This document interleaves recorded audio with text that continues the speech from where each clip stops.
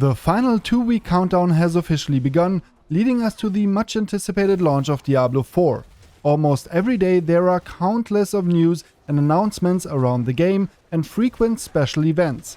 As we speak, the developers along with a handful of content creators are convening in New York for a special event, and there is more on the horizon. Los Angeles will be hosting a Diablo fashion launch event, and a special message from the Butcher is slated to hit us on the 19th of May. It's a literal whirlwind of activity surrounding Diablo, and we can't help but appreciate the marketing team's awesome efforts to keep the hype levels at a maximum. In this video, we'll be delving deep into the latest and most intriguing news about Diablo 4. I am particularly keen on news about gameplay and mechanics, so in this video we'll be focusing on some very cool new features and even, regrettably, probably a small disappointment for some of you.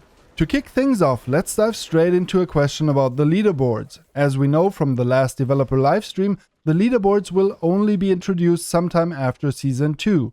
A curious Twitter user seeks clarity asking, "Hey Rod, can you explain the reasoning behind the decision to not have leaderboards in from Season 1? From an outside perspective and the way it was worded in the dev stream, it seems like you're trying to move away from them possibly." General Manager Rod Ferguson responds, "No, we just want to get them right." So there you have it, the leaderboards are still very much on Blizzard's agenda. I believe people underestimate the work and planning that goes into ensuring this feature functions smoothly, maintains competitiveness, and above all, isn't exploitable. It's crucial to prevent players from using shady tactics to top the leaderboards, which would suck the fun right out of it.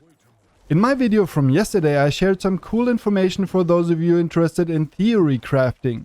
Lou, a user on Twitter, had another question asking, does critical hit damage increase over power damage too?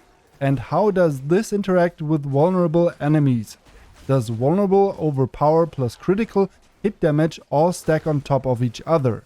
And game designer Joe Shelley also has an answer for this. Critical hit damage over power damage and vulnerable are separate effects with separate affixes, but they can all occur on the same attack. The floating combat text changes color when this occurs. There you have it, no additive or multiplicative damage for these bonuses. An awesome question in the realm of accessibility was posed by Gimpy on Twitter. Maybe I missed it, but could we get an auto-run feature in Diablo 4? It would mean a lot to players with disabilities. And I'd personally love to see that feature added. A function that allows the character to run straight ahead at the push of a button is always beneficial in open world games, especially with vast distances to cover. Global Community Development Director Adam Fletcher bounced this to his colleague Drew McCrory, who's responsible for such features as Blizzard. And the answer is quite promising. It's on my list. Felipe on Twitter shared two observations from the server slam. Some enemy animations are at lower FPS. Very noticeable in skeletons in particular, they look like they're in stop motion. And some of the goatmen were invisible, I only saw their weapons floating around chasing me. And while I had the same bug with the floating weapons during the two betas, I didn't stumble across it during the slam. However, Adam's answer is quick and to the point. Yes, that's how skeletons animate. So as you see, this stop motion effect is a design choice and I dig it. It also fits the Necromancer's pets perfectly. And while we're already talking about the Necromancer, I stumbled upon a fantastically intriguing tweet that just begs for sharing. No, it's not a breaking news piece, but it does feature one of the best character visuals I've come across thus far. My friends, I firmly believe that the Necromancer boasts the most stylish aesthetics within the game. While the other classes certainly carry their own cool factors, it's the fine-grained and morbid details that make the Necromancer my absolute favorite. So what about you? Which class do you think excels in the transmog department? Sound off in the comments below. And hey, if you've been enjoying this video up until now, it would bring me tremendous joy if you would shower it with some love by hitting that like button. Make sure to stay connected by subscribing to the channel and hitting the bell, especially if you'd like to keep up with everything Diablo 4. By doing so, you'll never miss another video. And be sure to check out the gift cards for your respective store from my partner Instant Gaming. You'll be able to save some of your hard-earned bucks on your next purchase, while simultaneously supporting this channel. A massive thank you to all my supporters out there. Speaking of support, in my last video I discussed the new Support a Streamer initiative. On the same Reddit post, Adam Fletcher confirmed that regular Twitch drops will also be available just for watching. Several of these, 9 to be precise, have already been data mined. And you can take a peek right here. Well, at least at the names. Twitter user Canon inquired whether one could apply for the Support a Streamer program or if it was strictly invitation based. Adam cleared the air stating, "Went to those who've recently streamed a Diablo title via Twitch notifications. May want to check there. If you have marketing comms from Twitch turned off, you may not have it. So if you're a streamer and interested in the program, you're in luck. Well, at least if you've recently featured Diablo on your channel." Meanwhile, Twitter user Barda had a query about the Server Slam and the cosmetic rewards that we could earn. "While I have you, I was reading the finer print and saw this. Does it matter that I haven't pre-ordered or purchased the game yet? Could it be that I haven't gotten the email because I haven't pre-ordered? I assume I'll get the rewards when I order the game."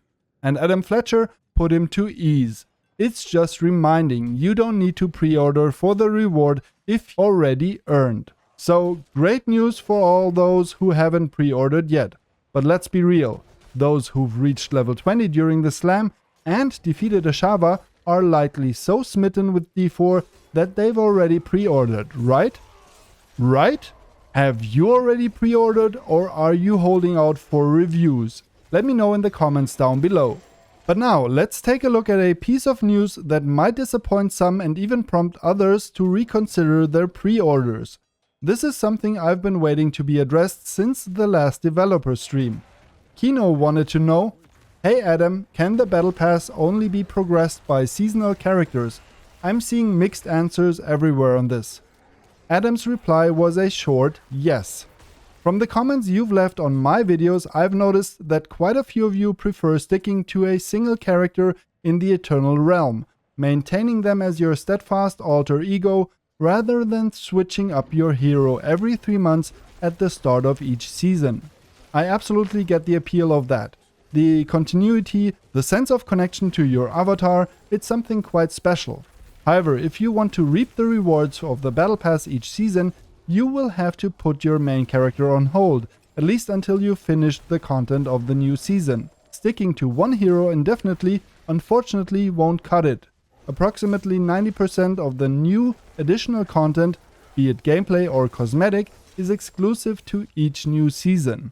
If you decide to avoid the season cycles, you risk missing out on a significant chunk of this fresh content. But remember, continuing with your beloved character afterwards is still possible, and you're not bound to max out your seasonal character every single time. I'd love to hear from you on this. How do you feel about the seasonal model? Is it a refreshing change of pace or a frustrating obstacle? I eagerly await your likely very diverse and certainly passionate views on the topic. But enough about that, let's shift our attention to cosmetic news in Diablo 4. Lord Dolor asked Director of Product Kagan Clark, "Hey Kagan, thank you for the great designs and awesome experience with both betas and the Server Slam. I was wondering if you could answer my question, please. Do you know if we will get skins for our minions to support our creativity when it comes to our characters?" And Kagan responded, "It's not something we'll have at launch, but definitely something we're interested in doing. Did I hear funky skins for my skeleton minions? Sign me up." Jekyll had another great question. "Good morning, Kagan. I was curious on whether or not the Battle Pass will have premium currency given back to the player as they unlock tiers, essentially allowing them to use the currency on other items in the shop, similar to how other games like Call of Duty or Apex do it." Now, that's something I had touched upon in my live stream summarization video. Premium currency will indeed be in some of the Battle Pass tiers, but the real question is, will it be enough to purchase the next Battle Pass?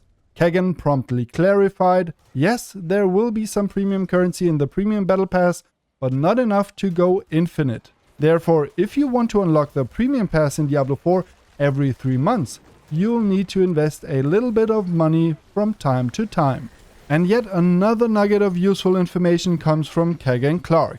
You can trade Smouldering Ashes with other players. This was pretty much expected, but it's good to have an official confirmation. I also want to touch upon the question Rodrigo asked in response to this post. Hey Kagan, will there be any skill skins available for purchase? Kagan then clarified, this is not something we'll have at launch. But I'm almost certain such a feature will be making its way into the game eventually. Those of you who've experienced Path of Exile likely have a pretty good idea of what all cosmetic possibilities an ARPG can hold, and I believe Diablo 4 will head in the same direction over the next few years. But there's been another intriguing discussion about Smouldering Ashes. As you may know, you can purchase Battle Pass tiers with real money, yet you are unable to use the Smouldering Ashes or character boosts until you've attained a certain character level. This discrepancy has sparked a lively debate. Could this be seen as a form of pay to win if it's quicker to reach the required character level than it is to reach the corresponding Battle Pass tier?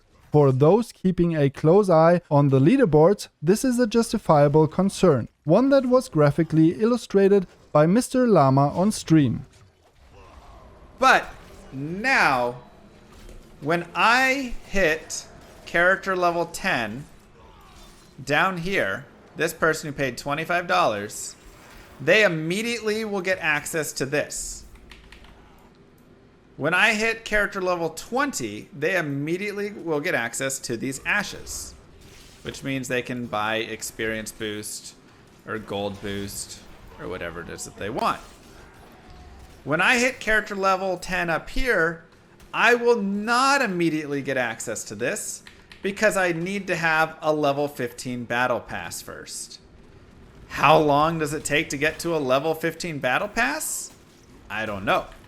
In response to these concerns, Adam Fletcher stepped up to clarify. We aren't selling power, that is the philosophy of the game and team. If anything comes up like an edge case, where it would be possible, that would mean it isn't working as intended and we would immediately resolve it. No ifs and buts about it. So there you have it, spelled out for you in no uncertain terms. Diablo 4 will not incorporate pay to win or pay for power mechanics. If any doubts emerge challenging this stance, the team will intervene and rectify the problem. At least that's their current position, and I must say I like it. Well, that brings us to the end of this video. I hope you found it informative and enjoyable. If you did, a thumbs up would be very much appreciated, and perhaps check out my latest video displayed right here on the screen. I wish you all an awesome day and I'll catch you in the next one.